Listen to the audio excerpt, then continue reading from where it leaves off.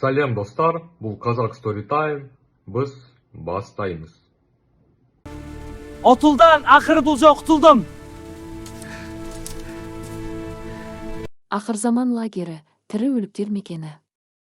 1952 жылдың ызғарлы қаңтары. Қазақстанның орталық даласы.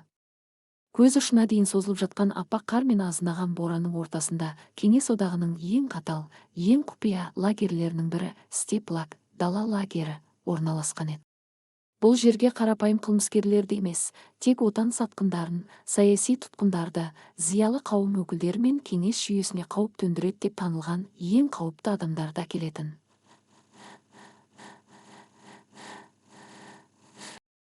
Мұндағы өмірдің құны бір уыс қара нанмен ғана өлшенетін.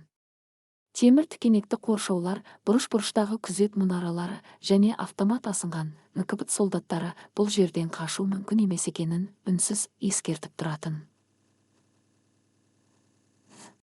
Ал лагердің бастығы майор Иван Волков үшін тұтқындар адам емес, тек мыс кенін өндіруге арналған шығын материалдар ғана еді. Осы бір мұзды тозақтың төрт барагында қабырғасынан ызғар ұрған тар сәкіде 35 жастағы Әлихан жатты. Ол бұрын Мәскеудегі жабық авиациялық институттың жетекші инженері болған. Оның жалғыз айыбы жаңа реактивті қозғалтқыштың сызбасын шетелдік ғылыми журналға жасырын жіберуге тырысты деген жала еді. 3 жыл бұрын оны түн ортасында үйінен алып кетіп, 25 жылға кесіп, осы қатал далаға айдап жіберген. Әлихан жөтеліп, қан араласқан сілекейін еденге түкірді. Оның бұрынғы сымбатты, қайратты денесінен қазір тек сүйек пен тері ғана қалған. Бірақ оның көздеріндегі от әлі сөнбеген еді. Басқа тұтқындар сияқты ол өлімді күтіп жатқан жоқты. Оның миы күн-түн демей, бұл темір тордан шығудың жолын іздеумен болды. Кеніштегі апат және 7-ші шахтаның құпиясы. Келесі күні таңертең боранның ұлып тұрғанына қарамастан, мыңдаған тұтқындарды мыс кенішіне айдап әкелді. Ауа температурасы -35 градусты көрсетіп тұрды. Тұтқындардың беттері үсіп, қолдары қайланың сабына жабысып қалатын. Әлихан өзінің ең жақын екі досымен, бұрынғы әскери барлаушы Максиммен және жасы 60-қа таяған геолог ғалым Қасыммен бірге 7 шахтаның ең терең, ең қауіпті бөлігінде жұмыс істеп жатқан.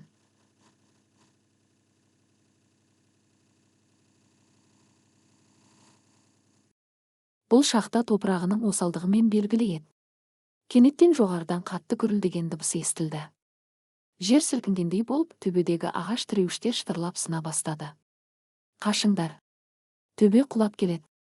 деп айқайлады Максим, Әлиханды жағасынан жұлқа тартып. Үшеуі шахтаның тар бұрышына барып үлгергенде, олар тұрған жерге 100 тонна тас пен топырақ күрсетіп құлап түсті. Шаң басылғаннан кейін олар өздерінің тас қараңғылықта негізгі нелден толықтай оқшауланып қалғандарын түсінді. «Біттік! Олар бізді бұл жерден қазып алғанша ауамыз таусылады», деді Қасым ақсақал қалтырап. Оның қолындағы кішкентай карбид шамы ғана айналаны әлсіз жарықтандырып тұрды. Бірақ Әлихан үнсіз қалды. Оның инженерлік түйсігі басқа бір нәрсені сезіп тұрған еді. Ол қолын көтеріп қараңғы бұрышқа қарай ұмтылды. «Байқадыңдар ма?» деді Әлихан сыбырлап. Шаң төмен қарай емес, анау қабырғаға қарай тартылып жатыр. Ол жақтан ауа соғып тұр. Егер біз бітеліп қалған болсақ, ауа ағыны қайдан келеді? Максим мен Қасым да сол жаққа жақындады. Расында да құлаған тастардың арғы жағындағы табиғи жартастың қуысынан мұздай таза ауаның лебі сезіліп тұрды. Әлихан қолындағы қайласымен әлгі қуысты бар күшімен ұра бастады. Максим де оған қосылды. Жарты сағаттық арпалыстан кейін жартастың жұқа қабаты омырылып түсіп, адам сиятындай тар тесік ашылды. Қасым ақсақал шамды тесіктің ішіне кіргізді. Олардың көздері шарасынан шыға жаздады. Бұл жай ғана қуыс емес еді. Бұл жоғары қарай қиғаштай кеткен, қабырғалары ескі тақтайлармен шегеленген, баяғыда ұмыт қалған ескі шаның желдеткішін нелі. Бұл 30-шы жылдары Жапон тұтқындары қазған ескі шахтаның бір бөлігі ғой. Ол кезде лагердің шекарасы басқаша болған, деді Қасым ақсақал таңғалысын жасыра алмай. Бұл туннель тікелей таудың арғы бетіне, яғни қоршаудан тыс аймаққа алып шығады. Әлиханның жүрегі қыннан шығардай дүрсілдеп кетті. Оның көз алдына бостандық елестеді. Бұл біздің билетіміз деп пышқырды Әлихан, көздері жанып. Біз бұл жерден қашамыз. Жасырын жоспар және қанды күзетші. Олар бұл құпияны ешкімге айтпауға серттесті. Бірнеше сағаттан соң лагерь күзетшілері үйіндіні ашып, оларды шығарып алды. Майор Волков олардың аман қалғанына аса қуана қойған жоқ. Оған тек жұмыс күшінің үзілмегені керек еді.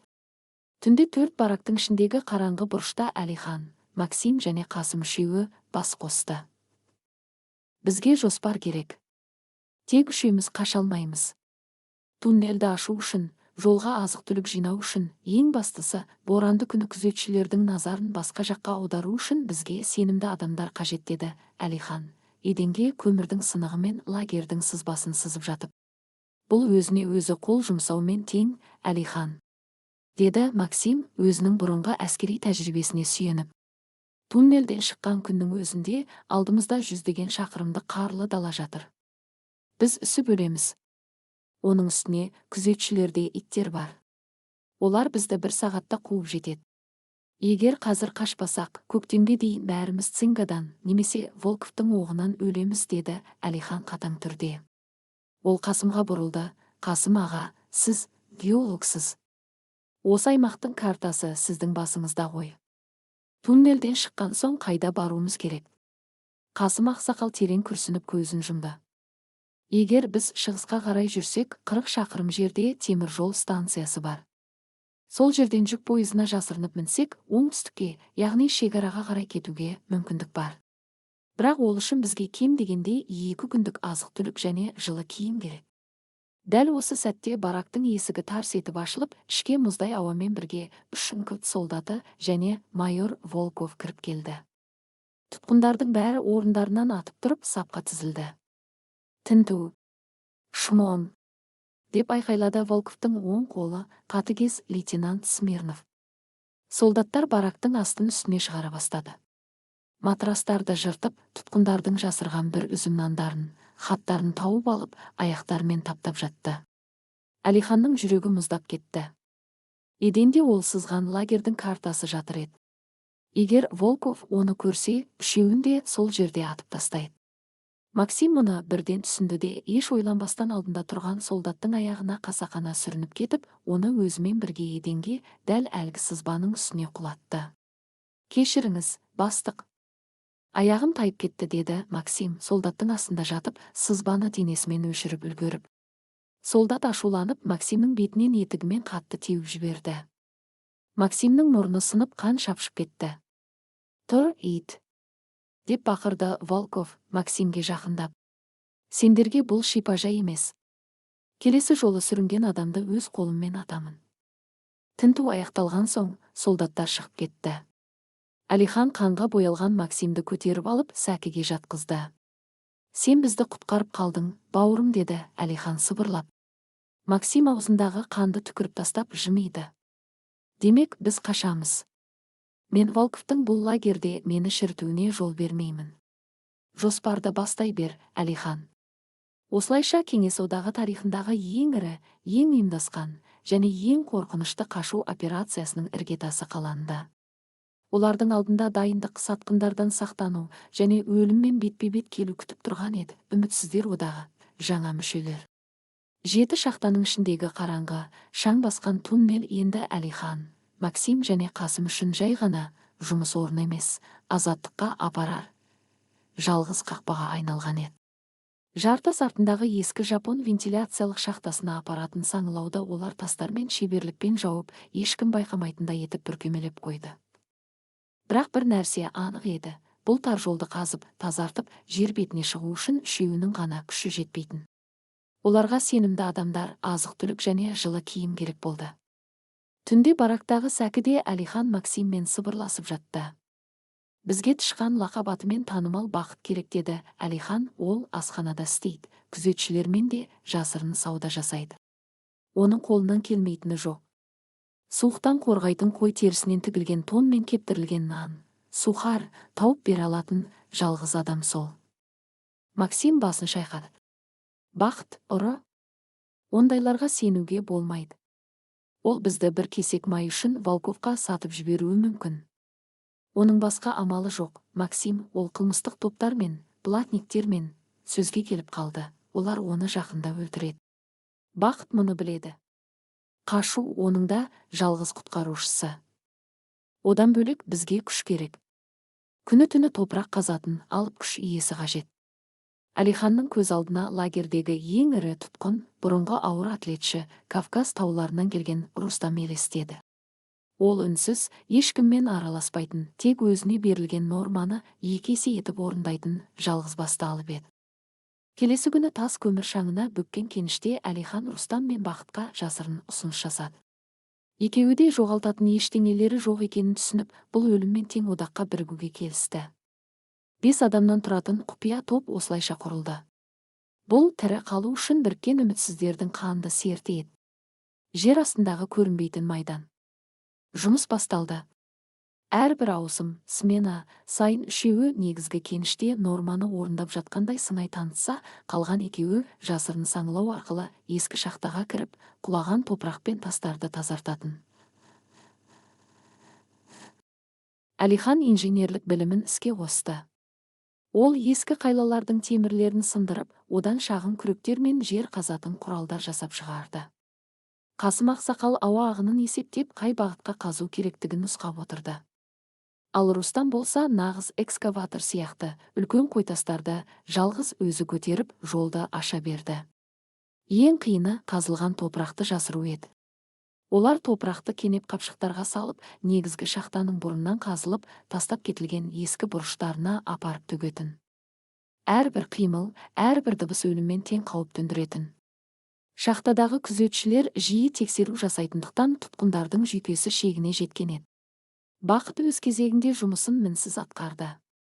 Ол асханадан ұрланған ескі тұзды балықты, қатып қалған нанды, және ең бастысы қалың мақта шалбарлар мен 2 жүнді күртеше тауып, оларды шахтаның ішіне жасырын кіргізді. Бостандыққа деген үміт олардың бойына бұрын соңды болмаған күш сыйлап жатты. Ескі туннелдің соңы, яғни бостандыққа шығар тесік күн сайын жақындап келе жатты. Сатқынның көлеңкесі. Бірақ лагерде ешқандай құпия ұзаққа созылмайды. Степлактың өз ішкі заңдары мен тыңшылары бар еді. Жұма күнгі ауысым кезінде Әлихан мен Максим жасырын туннелден шығып, үсті бастарындағы топырақты қағып жатқанда, қараңғы бұрыштан біреудің қарлыққан, мысқылды күлкісі естілді. Оп, бәрекелді. Инженерлер не істеп жатыр десем, тышқан сияқты ін қазып жатыр екен ғой. Қараңғылықтан лагердегі қылмыстық топтың мүшесі, кісі өлтіргені үшін сотталған Жора, лақап аты Тыртық, шықты. Оның қолында сүйірленген темір пышақ, заточка бар еді. Ол баяғыдан бері Әлиханның тобына күдіктеніп, олардың әр қадамын аңдып жүрген болатын. Максимнің көздері қысылып, бүкіл денесі серіппедей тартылды. Ол жағдайдың қаншалықты қауіпті екенін бірден түсінді. Саған не керек, Жора? Көзіңе көрінген нәрсені ұмыт.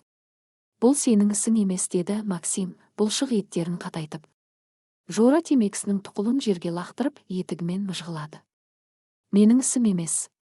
Сендер ертең бостандыққа шығып, жылы жерде шай ішіп отырасыңдар, ал мен мына қатып қалған далада жүруім керек пе? Жоқ, жігіттер. Сендердің құпияларың енді менің зейнетақым. Әлихан алға шығып, жаймен сөйледі. Бізбен бірге қашқың келеме? Бізбен жүр. Бірақ бұл өте қауіпті. Біз өлуіміз де мүмкін. Маған сендердің қарлы далаларың керек емес. Деп ырылдады Жора, маған Бақыттың жинаған барлық жылы киімдері мен азық-түлігі керек.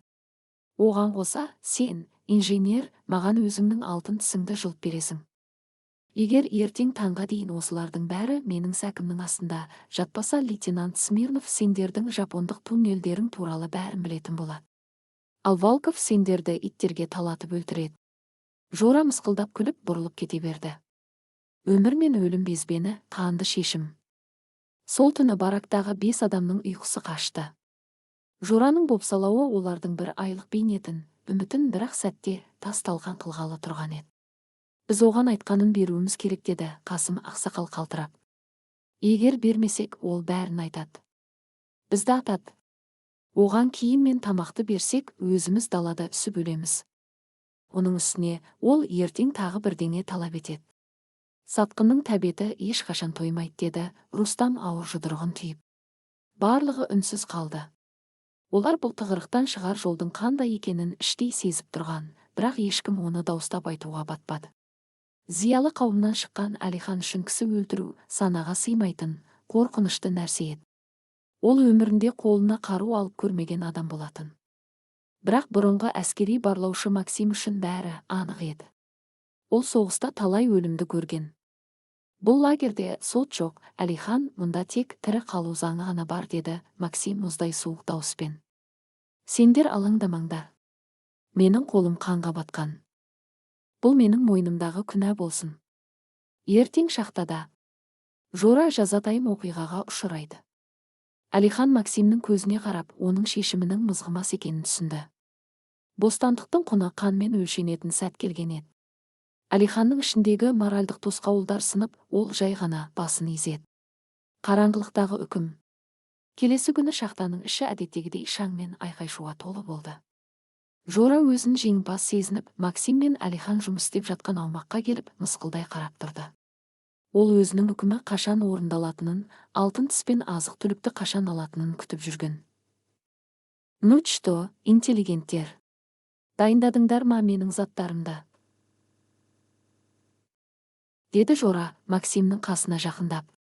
Максим қайласын жерге қойып Жораға қарады. Иә, бәрі анау қараңғы бұрыштағы вагонетканың артында жасырулы тұр. Барып өзің ал.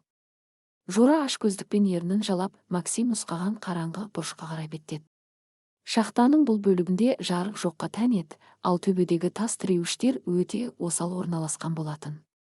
Жора вагонетканың артына кірген сәтте, Рустам, алып денелі кавказдық жігіт, оның артынан білдіртпей барып, Жораның аузын өзінің дәу алақанымен тарс жауып, мойнынан қысып алды. Жора бұлқынып, пышағын шығармақшы болды. Бірақ дәл сол кезде Максим үнсіз ғана жақындап келіп, қолындағы ауыр темір ломды Жораның кеудесіне, дәл жүрек тұсына бар күшімен сұғып алды. Жораның көздері шарасынан шығып, денесі дірілдеп кетті. Максим ломды суырып алып, Жораның жансыз денесін жерге жатқызды. Ешқандай айқайда, шуда болған жоқ. Тек қанның жылы иісі тас көмірдің шаңына араласып кетті. Әлихан бұл көріністі сырттан бақылап тұрып, іштей түршігіп кетті. Ол енді жай ғана саяси тұтқын емес, нағыз қылмысқа қатысушыға айналған еді. Бірақ кері қайтар жол жоқ. Тездетіңдер, төбені құлатыңдар, деп сыбырлады Максим. Рустам мен Максим алдын ала дайындап қойған ағаш тіреуішті теуіп құлатты. Жоғарыдан бірнеше тонна ауыр тас пен топырақ күрсетіп құлап, Жораның денесін толықтай басып қалды. Бәрі табиғи апат сияқты, шахтада жиі болатын тас құлау, обвал сияқты көрінді. Қатыгез майордың күдігі және күтпеген соққы. Бір сағаттан кейін оқиға орнына лейтенант Смирнов пен майор Волков келді. Тұтқындар Жораның денесін тастардың астынан қазып шығарған еді. Жораның денесі жаншылып кеткен, бірақ Волковтың жыртқыш көздері мәйітті мұқият шолып өтті. Волков мәйіттің кеудесіндегі терең, домалақ пішінді жараны байқап қалды. Тастар мұндай дәлдікпен тесіп өтпейтінін оның қанқұйлы тәжірибесі бірден сезді. Ол жараның айналасындағы қанның үйіп қалғанына қарап, көздерін қысты. Майор басын көтеріп, қатарда тұрған тұтқындарға, соның ішінде шаңға батқан Әлихан мен Максимге тесіле қарады. Оның ішкі түйсігі бұл жерде бір үлкен шикілік бар екенін сезіп тұрған еді. Жазатайым оқиға дейсіңдер ме? Деп мысқылдады Волков өзінің қамшысымен етігін ұрып тұрып. Бұл лагерде менің рұқсатымсыз тіпті таста құламайды. Ол лейтенант Смирновқа бұрылып, мұздай дауыспен бұйрық берді. Смирнов, мына 7 шахта маған ұнамай қалды. Мұнда тышқандар көбейіп кетіпті. Ертең таңертеңнен бастап 7 шахта толықтай жабылады. Кіре берсін бетонмен бітеп тастаңдар. Ал бұл бригаданы ертеңнен бастап карьерге, ашық аязға жұмысқа ауыстырыңдар. Ешқайсысы жер астына қайта кірмейтін болсын. Бұл сөздер Әлиханның төбесінен жай түскендей болды. 7-ші шахта жабылады. Олардың туннелі. Олардың бостандыққа апаратын жалғыз жолы бетонмен бітеледі. Олардың қашу жоспарына әлі бір апта уақыт керек. Туннелдің соңғы 10 метрі әлі қазылмаған, жер бетіне шығар тесік дайын емес болатын. Киімдер мен азық-түлік толық жиналмаған. Әлихан Максимге үрейге толы көзбен қарады. Максим де бәрін түсініп тұр еді. Волковтың бұл бұйрығы оларға тек бір ғана өлім мен тең таңдау қалдырды.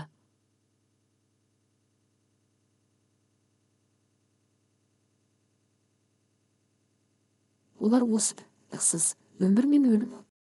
Не бүгін түнде, не ешқашан түнгі шешім тайқазандағы үрей. Барақтағы шамдар өшірілген. Сырттағы боранның ұлыған дауысы ағаш қабырғаларды жұлып әкетердей ысқырады. Түнгі сағат 11. Қараңғы бұрышта 5 адам шеңбер құрып тізе қосып отыр. Олардың жүректерінің дүрсілі сырттағы бораннан да қатты естілетіндей еді. Майор Волковтың бұйрығы бәрін астан-кестен қылды. Туннельдің соңғы 10 метрі қазылмаған, жер бетіне шығар тесік жоқ. Біз ол жақта тұншығып өлеміз, деді Бақыт, ұры қалтырап. Ол кеудесіне ұрлап әкелген 2 мақта күртеше мен құрғақ нан салынған қапшықты қысып алған. 10 метр қатып қалған топырақты мәңгі тоң қолмен қазып шығуы мүмкін емес.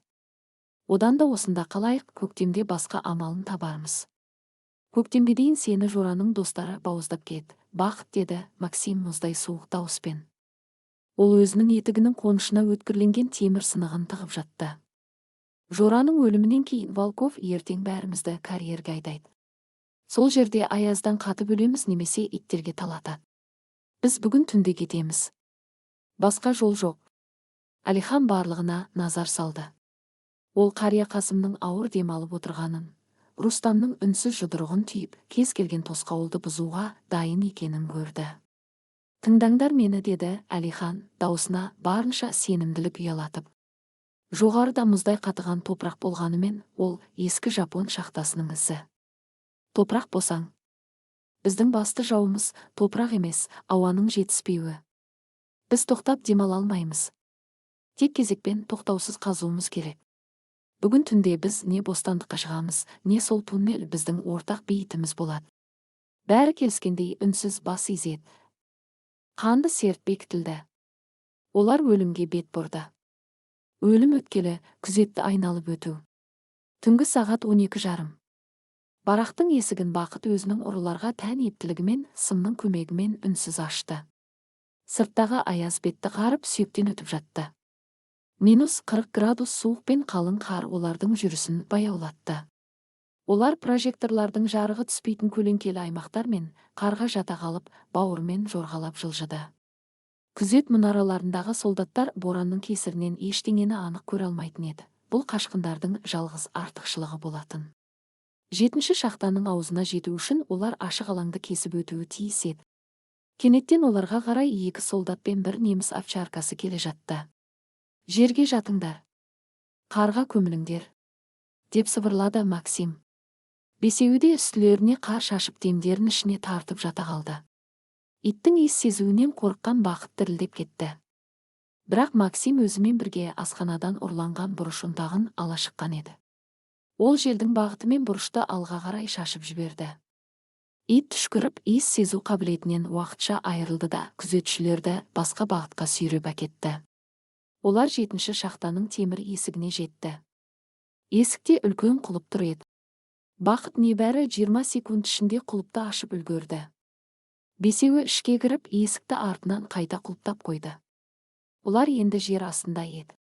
Жер астындағы тозақ, ауасыз арпалыс. Қараңғы, шаң басқан туннельмен жүріп, олар өздері қазған жасырын саңылауға жетті.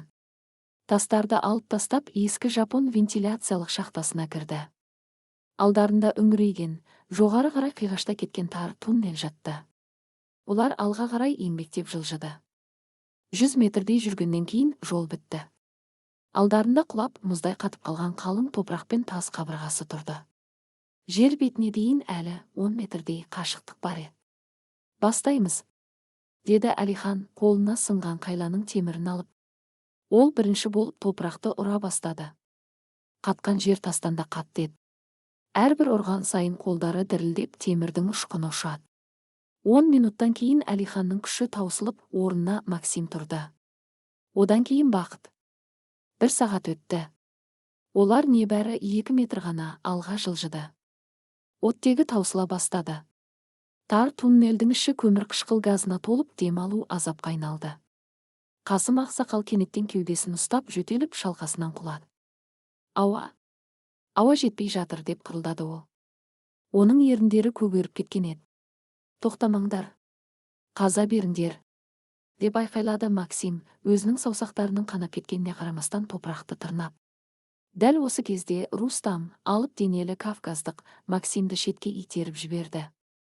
Ол қолына ауыр темір ломды алды да нағыз жануарлық инстинктпен қабырғаны сабалай бастады. Оның бұлшық еттері жыртылардай керіліп, тамырлары білеуленіп кетті. Ол дем жетпегендіктен ырылдап, топырақты құр қолмен жұлып, артқа қарай лақтыра берді. Рустам, ақырын, сенің жүрегің жарылып кетеді, деп айқайлады Әлихан, оны тоқтатпақшы болып. Бірақ Рустам тоқтамады. Ол өзінің бүкіл өміріндегі жиналған ашу мен кегін осы қатыған топырақтан алып жатқандай еді. Оның тырнақтары сынып, қолдары қанға боялды. Мұзды қабықтың бұзылуы және еркіндік лебі. Тағы бір сағат өтті. Бәрінің естері кіресілі шығасылы бола бастады. Оттегінің жоқтығынан бақыт иесінен танып қалды. Әлиханның көз алды қарауытып, құлағы шыңылдады. Бұл тозақтың соңы сияқты көрінді. Кенеттен Рустам ломды жоғары қарай бар күшімен ұрған сәтте қатты шытыр еткен дыбысы естілді. Лом топырақты тесіп өтіп, жоғарыдағы бос кеңістікке кіріп кетті. Туннелдің ішіне бірден мұздай, сап-салқын, қар араласқан таза ауа ағып кірді. Бұл бостандықтың, өмірдің лебі еді. Тестік, біз тестік, деп бақырды Әлихан, жасқа толған көздермен. Ол тез арада бақытты жұлқылап оятты. Оттегі кірген бойда Қасым ақсақал да терең дем алып есін жиды. Рустам соңғы күшін жинап, тесікті адам сиятындай етіп кеңейтті. Бірінші болып жоғарыға Максим шықты, содан соң ол Әлихан мен Қасымды тартып алды. Олар лагердің темір тікенекті қоршауларынан 200 метрдей сыртта, қалың қардың ортасындағы кішкентай төбешіктің астынан шыққан еді. Сыртта нағыз ақтүтек боран соғып тұрды. Бірақ бұл боран оларға жау емес, қайта олардың ізін жасыратын нағыз құтқарушы сияқты көрінді.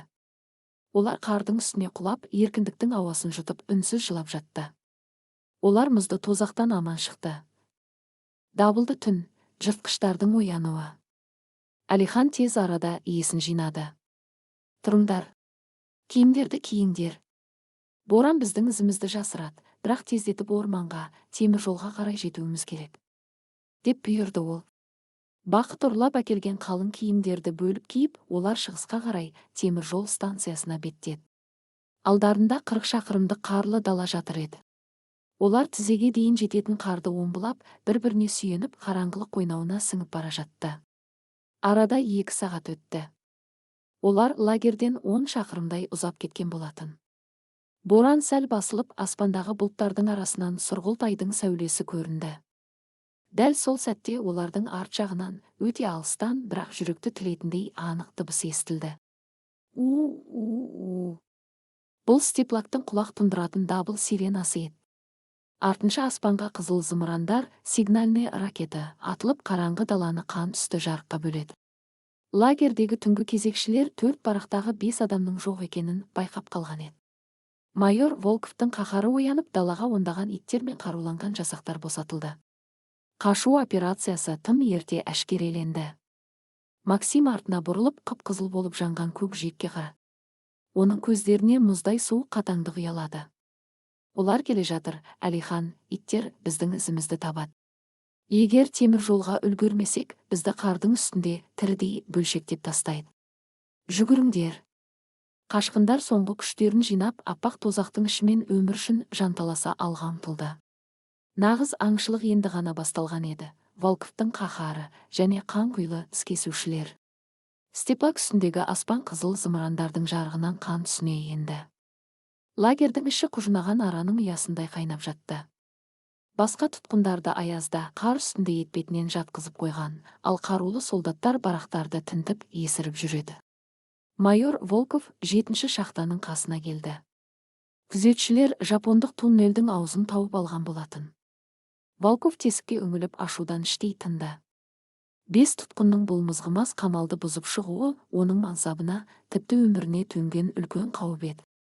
Егер Мәскеу бұл қашу туралы білсе, Волковтың өзін сол шақтада атып тастайтыны анық. Олар алысқа ұзай алған жоқ. Боран олардың күшін алады, деп айқайлады Волков, өзінің қалың тон жағасын көтеріп. Ол лейтенант Смирновқа бұрылды. Ең мықты 6 ит пен 20 солдатты ал. 2 шаңғышы тобын алға жібер. Оларды тірідей ме, өлідей ме, маған бәрібір. Бірақ таң атқанша осы жерге сүйреп әкеліңдер. Смирнов әскери бұйрықты орындауға тұра ұмтылды. Қарғыбаулары жұлнардай болып ырылдаған алып, неміс овчаркалары туннелден шыққан қашқындардың иісін бірден қағып алды. Қанқұйлы аңшылық басталды. Ақтозақтағы арпалыс. Қараңғы далада тізеге дейін жететін қарды омбылап 5 қашқын ілгерілеп келе жатты. Температура -40 градустан төмендеген. Әрбір жұтылған ауа өкпені мұзды инемен түйрегендей ашты. Қастар мен кірпіктерін көк мұз басқан. Ең алда алып денелі Рустам келе жатты. Ол өзінің кеудесімен қарды бұзып қалғандарына жол ашып беріп отырды. Оның артында Әлихан мен Бақыт. Ал ең соңында әлсіреген Қасым ақсақалды Максим сүйемелдеп келе жатқан. Жылдамырақ жүріңдер, деді Максим ентігіп артына қарап. Боран сәл басылғандықтан арттарынан иттердің үрген дауысы анығырақ естіле бастады. Олардың арасында небәрі 5-6 шақырым ғана қалғанда еді. Бақыттың жүйкесі сыр бере бастады. Ол жыламсырап қарға құлап түсті. Мен бұдан әрі жүре алмаймын. Аяғымды сезбей қалдым. Олар бізді қуып жетеді. Өлеміз бәріміз. Әлихан оның жағасынан жұлқа тартып орнына тұрғызды. Оның көзінде бұрынғы зиялы ғалымның емес, өмір үшін арпалысқан жауынгердің қатаңдығы бар еді. Сен не қатып өлесің, не сені иттер бөлшектейді. Егер тірі қалғың келсе, аяғыңды сүйреп болса да қозғал. Бізге дейін талай адам қашқан, бірақ бәрі осы қарда үмітін үзгендіктен өлді. Біз олай берілмейміз. Мұзды өзен және адастыру. Алда кішкентай, бетін қалың мұзбен қар басқан жазық дала өзеннің арнасы көрінді. Максимнің әскери барлаушылық тәжірибесі іске қосылды. Өзен, деп қуанып кетті Максим, иттер мұзбен ағын судың үстінде істі жоғалтады. Өзеннің арнасымен жүреміз. Бақыт, қалған бұрышты маған бер. Олар өзеннің мұзды арнасына түсіп, желдің өтімен 2 шақырымдай жүрді. Максим ең соңында қалып, өздерінің іздеріне асханадан ұрланған бұрышты сеуіп, үстінен қар жауып отырды. Бұл қуғыншыларды кем дегенде 1 сағатқа тежеуі тиіс еді. Аздаған уақытқа иттердің үргені тоқтап, даланы тек аяздың ысқырығы ғана басты. Олар өзеннен шығып, кішкене жартасты төбешіктің тасасына тығылып, 5 минуттық демалыс алды. Тондарының іші терге малшынған, ал сырты қатып қалған болатын. Құрғақ нанды тістеп, қармен бірге жұтып, өзектерін жалғады. Бірақ бұл тыныштық ұзаққа созылмады. Қасымның шешімі, алғашқы құрбандық. Қасым ақсақал тасқа сүйеніп, ауыр демалып отырды. Оның жүзі қағаздай аппақ, көздері кіртиіп кеткен еді. Цинга мен көп жылдық лагер азабы оның жүрегін әбден әлсіреткен болатын. Ол орнынан тұрмақшы болды да, аяғынан тік тұра алмай, қарға етпетінен құлады. Оның аузынан қан аралас жөтел шықты.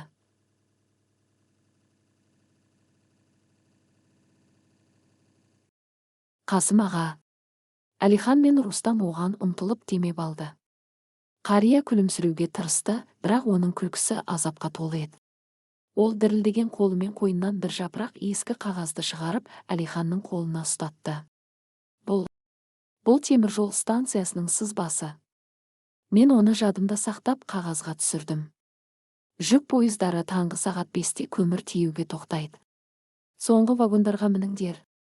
Сіз не айтып тұрсыз? Біз бірге кетеміз.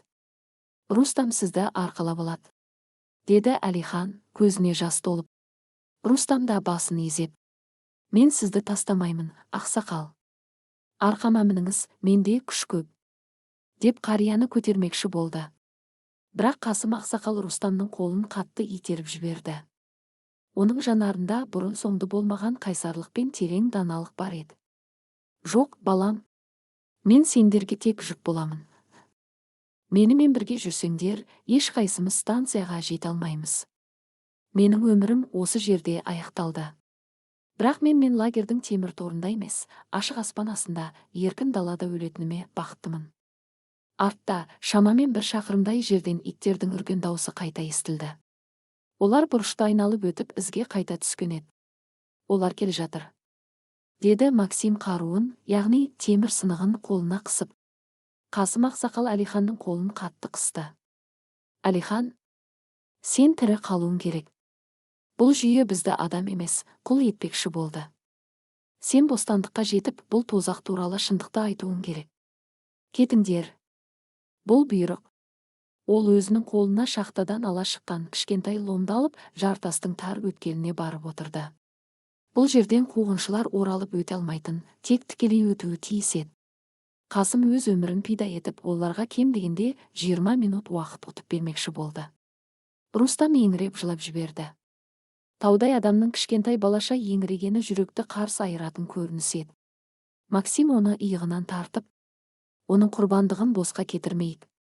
Жүріңдер, деді. Төртеуі Қасым ақсақалға соңғы рет қарап, көзге жасалған күйі теміржол бағытына қарай жүгіре жөнелді. Қарияның соңғы шайқасы. Жартас арасындағы тар өткелде Қасым жалғыз қалды. Аяз оның сүйегіне дейін жетіп жатты, бірақ оның жүрегінде қорқыныш жоқ еді.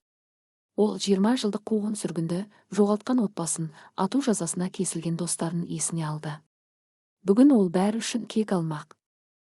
10 минуттан кейін қараңғылықтан екі алып овчарка және шаңғы тепкен 3 күзетші көрінді. Иттер Қасымды көріп арылдап алға ұмтылды. Мына жақта. Біреуі осында, деп айқайлады күзетшінің бірі мылтығын кезеп. Иттің бірі Қасымның үстіне секірді. Бірақ қария өзінің соңғы күшін жинап, қолындағы ломды дәл иттің тамағына сұғып алды. Ит қыңсылап қарға құлады. Екінші ит оның қолын тістеп жұлып түсті. Қасым аурудан ыңырсығанымен шегінбеді. Ол тар өткелді кеудесімен жауып тұрды. Жолдан кет, шал. Қалғандары қайда? Деп күзетші оған жақындап, мылтықтың дүмбісімен приклад басынан бар күшімен ұрды. Қасым қарға құлады. Оның маңдайынан аққан ыстық қан аппақ қарды қызылға бояды. Ол өзінің үстіне төніп тұрған солдаттарға қарап, қанды еріндерімен жымиды. Сендер кешіктіңдер. Олар енді құстар сияқты еркін. Күзетші ашуланып автоматының шүртпесін басты. Та-та-та-та. Қасымның денесі дірілдеп барып, мәңгілік ұйқыға кетті. Бірақ оның жүзінде бақытты, еркін адамның бейнесі қатып қалған еді. Ол жауларына берілмеді, ол өз ажалын өзі таңдады. Жарық сәулесі, станция. Алыстан атылған автоматтың даусы Әлихан, Максим, Рустам және Бақыттың құлағына анық жетті. Олар жүгіріп келе жатып, бұл дыбыстың нені білдіретінін түсінді. Әлиханның көз жасы бетіндегі мұзға айналып жатты. Олар артқа қарамады, себебі Қасымның төгілген қаны оларды тек алға қарай жетелеп отырған еді. Таңғы сағат 4:30. Боран толықтай басылып, аяз күшейді. Кенеттен кішігірім төбенің арғы жағынан сары жарықтар мен пойыздардың гүрілдеген даусы естілді. Олар төбеге шығып төменге қарады. Алдарында Қарасор теміржол станциясы жатты. Онда ондаған вагондары бар жүк пойызы тұр, оған экскаваторлар мен көмір тиеліп жатыр еді. Бұл олардың құтқарушы кемесі болатын. Бірақ бостандыққа жету оңай емес еді. Станцияның айналасында әрбір 200 метр сайын мылтық ұстаған күзетшілер патрульдеп жүрді. Оған қоса, алыстағы даладан олардың соңына түскен Волковтың негізгі тобының прожекторлар мен иттердің үргені таяп қалған еді. Олар екі оттың ортасында қалды. Пойыз 20 минутта қозғалады. Біз мына күзетті бұзып өтіп, соңғы вагондардың біріне секіруіміз керек, деді Максим жағдайды бағалап. Бірақ оларда автомат, ал бізде ештеңе жоқ. Олар бізді қырып тастайды ғой. Бақыт үрейден басын ұстады. Рустам жерден ауыр, үлкен тасты қолына алды. Мен жолдашам. Сендер вагонға мініңдер. Қашқындар станцияның қараңғы бұрышына қарай жылыстап түсе бастады. Алдарындағы соңғы тосқауыл өлім мен еркіндік арасындағы басты шайқас күтіп тұрған еді. Теміржол бекеті. Өлім мен өмір шекарасы. Таңғы сағат 5. Қарасор теміржол станциясы қайнаған тіршілік орталығында еді.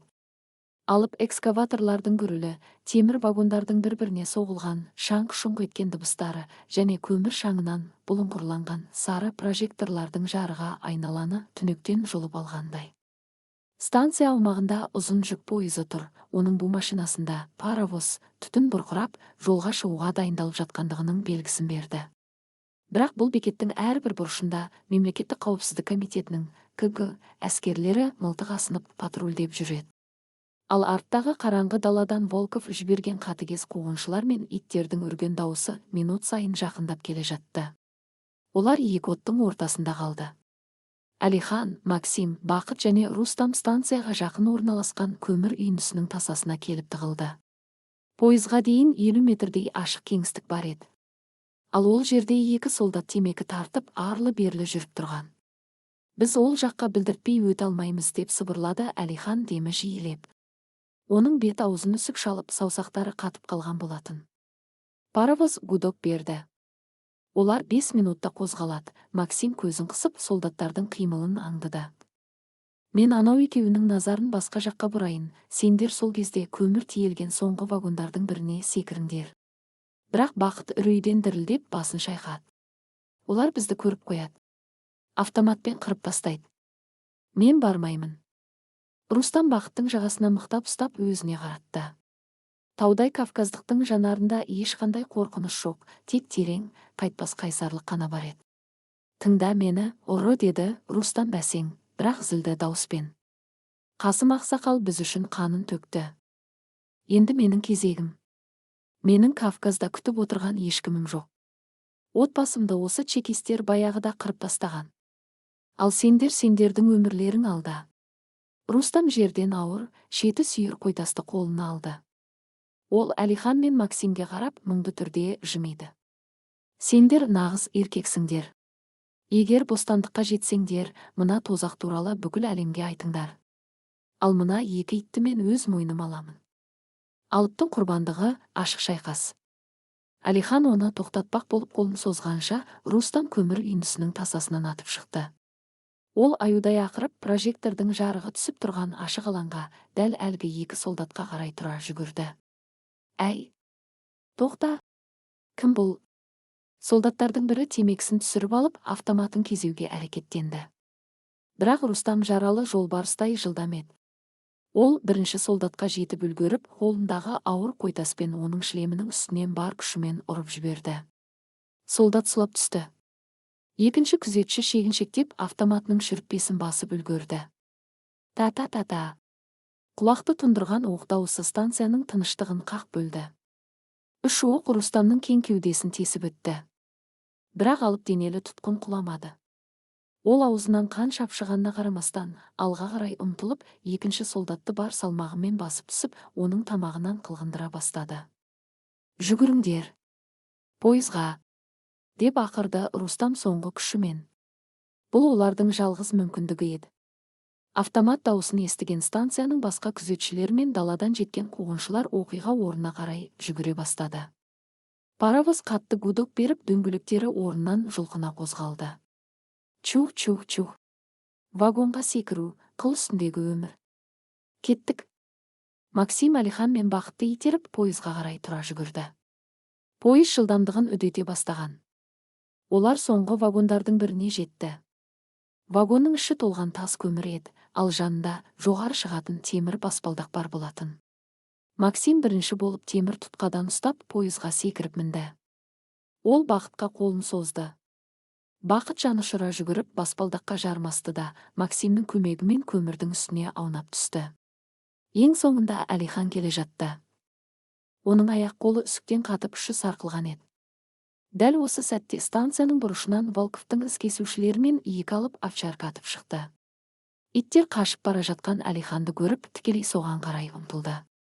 Әлихан пойыздың тұтқасына қолын созды, бірақ мұз қатқан темірден саусақтары сырғып кетті. Ол темір жолдың қиыршық тастарының үстіне құлап түсті. Пойыз ұзап бара жатты. Әлихан, қолыңды бер. Максим вагоннан жартылай салбырап, оған қолын созып айқайлады. Иттің бірі Әлиханға жетіп, оның қалың тонының етегінен шап беріп тістеп алды.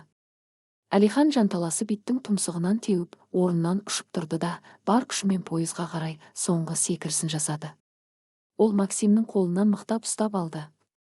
Ит оның етігін тістеп төмен қарай тартты, бірақ Әлихан бос аяғымен итті тағы бір рет теуіп, одан құтылды. Максим бүкіл дене күшін салып, оны вагонның ішіне, көмірдің үстіне тартып шығарды. Арқаларынан оқтар жаңбырша жауды. Пиу-пиу. Оқтар вагонның темір қабырғаларына шаңқылдап тиіп жатты, бірақ олар үшеуі де қауіпсіз жерге, көмірдің арасына сіңіп үлгерген еді. Пойыз жылдамдығын арттырып, Қарасор станциясынан ұзап, бозмық тартқан далаға қарай сіңіп бара жатты. Көмір ішіндегі азаттық және ашы көз жас. Қара көмірдің ортасында жатқан үшеуі аспанға қарап демдерін баса алмай жатты. Аязды жел олардың бетін қарып жатса да, олар бұрын соңды мұндай тәтті, мұндай еркін ауаны жұтып көрмеген еді. Олар Стиплактың ажал құрсауынан құтылды. Бақыт есінен адасқан адамдай күліп, сосын аяқ астынан өксіп жылап жіберді. Оның жүйкесі толықтай сыр берген еді. Біз құтылдық. Біз тіріміз. Деп қайталай берді ол, көмірді құшақтап. Бірақ Максим мен Әлиханның жүрегінде қуаныштан гөрі орны толмас ауыр мұң бар еді. Әлихан орнынан жартылай тұрып, артына пойыз ұзап бара жатқан бекетке қарай көз тастады. Оның көз алдынан Қасым ақсақалдың жартас арасында қаны сорғалап тұрған бейнесі мен Рустамның көмір үйіндісінде кеудесіне оқ тесіп құлаған сәті кетпей қойды. Олар біз үшін өлді, деді Әлихан, дауысы дірілдеп. Көз жасы көмір шаңына араласып бетімен ағып жатты. 400 шақырымдық бостандықтың әрбір метрі олардың қанымен жазылды.